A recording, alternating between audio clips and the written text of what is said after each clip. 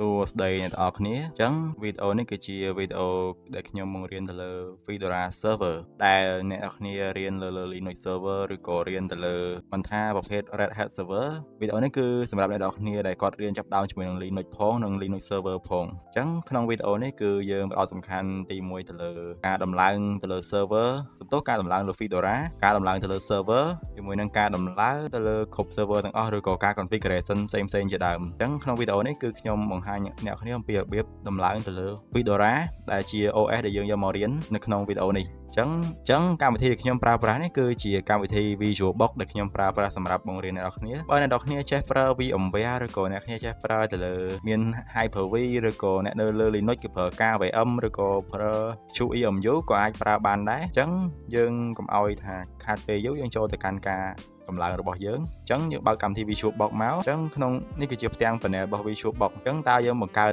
ទៅលើ Fedora ដំឡើង Fedora đây mình định chắc như chạy new máu chẳng lại VM name này cứ nhom xong đặt Fedora server hỏi lại VM folder này cứ dương từ titan rồi bọc xongรับtục từ lơ VM chẳng nhom tục bên lơ trai đi cho mà can folder nhom điệp trong đi máu dương chạy select folder hỏi cái lại này cứ chia cái lại file ISO chẳng ta ISO rồi bọc Fedora rồi chẳng ta dương tục bên cái lại ná chẳng dương cho từ rồi phía nó không order này phần tay là xa từ via reason job reason chẳng nhom một hai ở cái phía từ rồi via chẳng check order máu nên cứ chia cái lại nhom tục từ lơ operating systemទាំងនេះចឹងខ្ញុំជ្រើសយក Fedora មកឬក៏វាអាស្រ័យលើអ្នកគ្នាទុកទីតាំងណាមួយជាដើមចឹងចុច open ហើយកន្លែងនេះគឺយើងមិនធ្វើទៅទៀតទេកន្លែងនេះចឹងយើងចូលមកកាន់ setup សំទោសគឺកន្លែង specific visual hardware ចឹងកន្លែងនេះគឺយើងសូមដាក់ RAM ដោយសារតែយើងដាក់ទៅលើចំនួន RAM ដែលយើងត្រូវការប្រើលើម៉ាស៊ីននេះចឹងខ្ញុំសូមបញ្ជាក់កន្លែងនេះបន្តិចបើសិនជាអ្នកគ្នាមានកុំព្យូទ័រចាប់ពី RAM 8GB ឡើងគឺអ្នកគ្នាចាំបាច់ត្រូវតែប្រើប្រាស់ 2G ចំពោះ Fedora ឬក៏បើអ្នកគ្នាមានកុំព្យូទ័រធំចាប់ពី 6-10G ឡើងខ្ញុំសូមណែនាំអ្នកគ្នាប្រើប្រាស់ទៅលើ RAM 4G អញ្ចឹង 4G វាស្មើនឹង 4096MB ហើយ CPU នេះបើសិនជាកុំព្យូទ័រអ្នកនរគ្នាប្រើប្រភេទ quad core អ្នកគ្នាអាចដាក់2ឬក៏បានឬក៏បើមាន core ច្រើនយើងអាចដាក់4សម្រាប់ laptop របស់ខ្ញុំគឺខ្ញុំមានត្រឹមតែ2 core ខ្ញុំអត់ដាក់លើសនេះទេខ្ញុំយកត្រឹមតែ1 core ទេតោះមកចូលទៅកន្លែង specify visual hard disk អញ្ចឹងយើងកន្លែងនេះគឺខ្ញុំសូមដាក់វាគឺ 60G ចុះព្រោះវាល្មមដែរអ្នកគ្នារៀនទៅលើ Fedora server វាមិនទាមទារធំប្រហែលទេចុច finish អញ្ចឹងយើងត្រូវធ្វើបន្តទៀតយើងមិនទាន់អាចបើកម៉ាស៊ីនទេឬក៏អ្នកគ្នាចង់បើកម៉ាស៊ីនដំឡើងភ្លាមតែក៏បានដែរប៉ុន្តែកន្លែងនេះគឺខ្ញុំសូមប្រាប់ពីកន្លែងដែលគ្នាត្រូវរៀបចំដើម្បីរៀនទៅធ្វើទៅលើ Fedora server អញ្ចឹងយើងចុច setting មកយើងចុចលើ VM យើងចុច setting កន្លែងនេះមកអញ្ចឹងកន្លែងនេះគឺយើងចូលទៅកាន់កន្លែង network ហើយយើងដាក់វានៅលើ adapter ទី2គឺឬក៏ទី3នេះគឺអញ្ចឹងយើងដាក់លើ adapter ទី2យើងចុច enable interface ហើយកន្លែងនេះគឺយើងសូមជ្រើសរើសយក internal network នេះគឺខ្ញុំអាចបង្កើតរួចហើយប៉ុន្តែវាបង្កើតវាគឺងាយទេអញ្ចឹងយើងគ្រាន់តែដាក់ឈ្មោះ adapter របស់យើងគឺ Fedora server ហើយយើងកន្លែងនេះគឺយើងយក allow VM ចុច OK អញ្ចឹងយើងចាប់ផ្ដើមដំណើរការនៃការដំឡើងរបស់យើង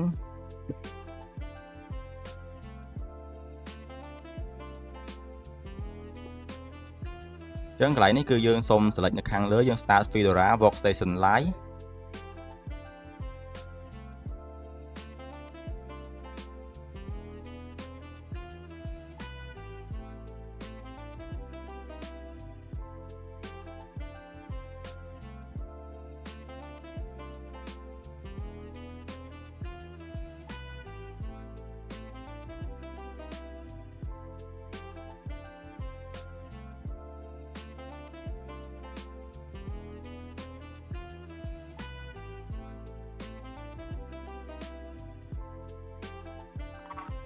អញ្ចឹងយើងចូលមកកាន់ផ្ទាំងរបស់ OS Fedora អញ្ចឹងយើងរងចាំវាដើម្បីវា load dialog ដើម្បីយើង install ទៅលើ Fedora operating system របស់យើងដែលយើងប្រើសម្រាប់រៀនទៅលើ server នេះអញ្ចឹងខ្ញុំសូមបញ្ជាក់គឺវាគឺជា distro មួយរបស់ Red Hat ដែលវាស្តៀងគ្នាទេបើសិនជាអ្នកនរគ្នាយកអាហ្នឹងទៅ apply ទៅលើ Red Hat ក៏បានដែរព្រោះថាវាច្រើន infrastructure ធំឬក៏ server ធំវាច្រើនគេប្រើប្រាស់ទៅលើ Fedora ឬក៏សំទោសមិនត្រឹម Fedora ទេគឺគេប្រើទៅលើ Red Hat ជួនកាលក៏គេប្រើទៅលើ Rocky ដែរបើនិយាយតាក់ទងជាមួយនឹងប្រភេទពួក Red Hat នេះវាមានប្រភេទមួយទៀតគឺ CentOS តែឥឡូវនេះ CentOS គឺវាត្រូវបានហួត delay ហើយគឺគេត្រូវបានបញ្ឈប់ការប្រើប្រាស់អញ្ចឹងឥឡូវនេះគេច្រើន infrastructure ធំគេប្រើទៅលើ Fedora អញ្ចឹងគឺពេលនេះគឺឃើញទៅលើ dialog install អញ្ចឹងយើងចុច install Fedora Linux អញ្ចឹងគេសូមអ្នកគ្នារងចាំបន្តិចដើម្បី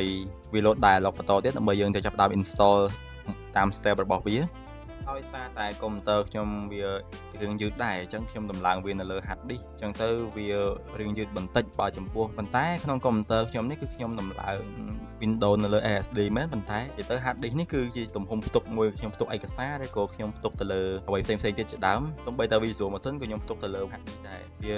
រឿងវេទនារៀនបន្តិចតាក់ទងជាមួយនឹងការរៀនទៅលើ Visual Machine ប៉ុន្តែវាមិនថ្មីទេឲ្យតែថាយើងផ្ដោតទៅលើវាអញ្ចឹងយើងអាចចេះបានដូចគ្នាដែរអញ្ចឹងបន្ទាប់មកគឺយើងចាប់ផ្ដើមចូលមកកាន់ផ្ទាំងមួយនេះគឺជាផ្ទាំងដែលយើងត្រូវ configuration ទៅលើ Fedora server របស់យើងទៅគឺ configuration និង install ទៅលើ Fedora server របស់យើងអញ្ចឹងយើងដំបូងយើងត្រូវចូលទៅជ្រើសរើសភាសារបស់យើងដែលភាសាខ្ញុំដាក់នេះគឺវាជាភាសាអង់គ្លេសប៉ុន្តែដោយសារតែ Fedora ចាប់ទីតាំងនៅខ្មែរបានអញ្ចឹងវាអូតូលើភាសាខ្មែរប៉ុន្តែខ្ញុំ recommend អ្នកគ្នាទោះយ៉ាងណាក៏គ្នាត្រូវប្រើភាសាអង់គ្លេសដែរព្រោះភាគច្រើនពាក្យបច្ចេកទេសគឺគេប្រើទៅលើអង់គ្លេសសុទ្ធសាធភាគច្រើនបច្ចេកទេសអញ្ចឹងខ្ញុំសូមរើសភាសាអង់គ្លេសUnited States ភាសាអង់គ្លេសអាមេរិក United States នេះEnglish United States ហើយកន្លែង keyboard link ខ្ញុំសូមដូរកន្លែងនេះដោយសារតែ keyboard layout របស់ខ្ញុំគឺជា keyboard layout ជប៉ុនអញ្ចឹងខ្ញុំសូមទៅរើសវាជា layout ជប៉ុនព្រោះដើម្បីឲ្យយើងថ្នឹកដៃក្នុងការវាយ comment ឬក៏យើង configuration កុំឲ្យច្រឡំវាតាមទៅលើ laptop របស់អ្នកនរគ្នាទេតាមទៅលើ laptop របស់អ្នកនរគ្នាទេអញ្ចឹងបើ laptop អ្នកនរគ្នា keyboard ត្រឹម English US ធម្មតាទេយើងអាចមិនចាំបាច់កែទេកន្លែងនេះអាចរំលងបានសម្រាប់ laptop របស់ខ្ញុំគឺដោយសារតែជា layout ជប៉ុនឬក៏បើ laptop របស់អ្នកនរគ្នាមាន layout Brazil ឬក៏ layout ផ្សេងទៀតអ្នកនរគ្នាអាចកែបាននៅកន្លែងនេះអញ្ចឹងវាមិនទាន់លោតមកទេដោយសារតែកុំព្យូទ័រខ្ញុំរឿងយឺតដែរអញ្ចឹងកន្លែងនេះគឺយើងសុំចូលកន្លែង add input source យើងរងចាំបន្តិចអញ្ចឹងចូលមកដល់កន្លែងនេះគឺខ្ញុំសុំរើស Japanese ដោយសារតែ keyboard ខ្ញុំជា layout ជប៉ុនអញ្ចឹងខ្ញុំយកកន្លែងនេះ Japanese ទៀតខ្ញុំចុច add ដោយសារតែរឿងយឺតបន្តិចហើយអ្នកគ្នាយើងវេទនាមើលបន្តិចអញ្ចឹងក៏អធិស្ឋានអ្នកគ្នាដែរអញ្ចឹងកន្លែងនេះគឺខ្ញុំសុំលុប keyboard ដើមរបស់វាចោលមកកន្លែងនេះយើងបិទវាមកអញ្ចឹងយើង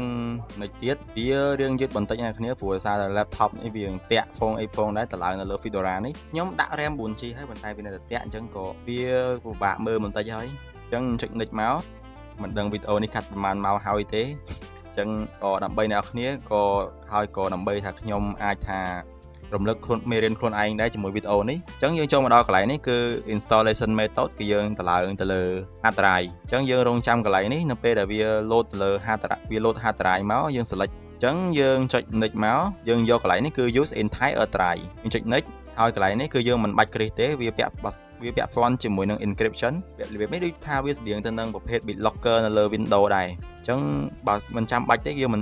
មិនយកទេកន្លែងនេះអញ្ចឹងយើងចុច next អញ្ចឹងកន្លែងចុងក្រោយនេះគឺជា review install អញ្ចឹងយើង double check មើលថាយើងបានកំណត់រួចរាល់ហើយឬនៅអញ្ចឹងវាមានដូចជា operating system គឺ version របស់វាគឺ Fedora 43វារឿងទាបជាងនេះបន្តិចស៊េរីថ្មីគឺ44អញ្ចឹងគឺភាសាដែលខ្ញុំជ្រើសរើសនិងប្រភេទ installation type ប្រភេទ entire hard disk និងជាមួយនឹង storage តែគ្នាឃើញនេះវាមាន drive របស់វាចំនួន4ដែល SDA 1គឺសម្រាប់ BIOS និង SDA 2សម្រាប់ ext4 អាហ្នឹងក៏វាជា file boot ហើយ SDA 3នេះគឺជា root និង home directory អញ្ចឹងមកដល់ចំណុចនេះយើងមិនបាច់ធ្វើអីទេយើងចុច erase and install erase data and install សំទោសអញ្ចឹងយើងរងចាំដើម្បី4 step នេះដើម្បីឲ្យពេញអញ្ចឹងយើងរងចាំវា4ជំហាននៃការដំឡើងរបស់ Fedora ហើយបញ្ចប់នៃជំហាននេះគឺយើងនឹងទៅដល់កន្លែងយើងត្រូវដាក់ទៅលើ account username និង password root ជាដើមអញ្ចឹងយើងសូមរងចាំដើម្បីឲ្យវាពេញ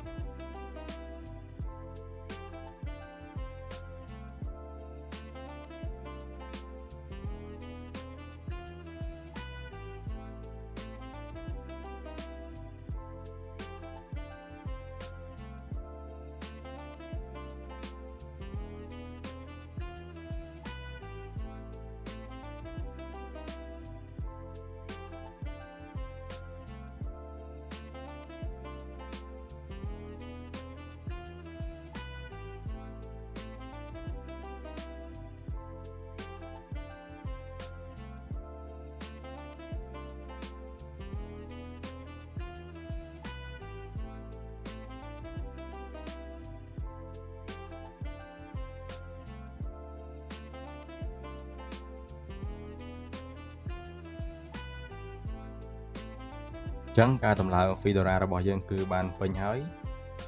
ចឹងកន្លែងនេះគឺយកធ្វើអីច្រើនទេយើងចុចទៅលើ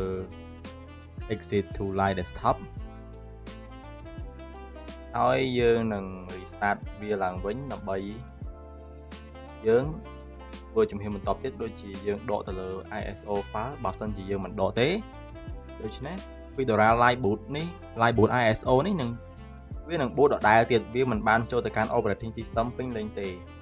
ហើយបញ្ហានេះសូម្បីតែខ្ញុំឬក៏អ្នកនរគ្នាជាអ្នកដំឡើង Fedora ដំបូងក៏ជួបដែរអញ្ចឹងចូលមកកាន់ដំណាក់កាលនេះគឺខ្ញុំសូមបិទទៅលើម៉ាស៊ីនដើម្បី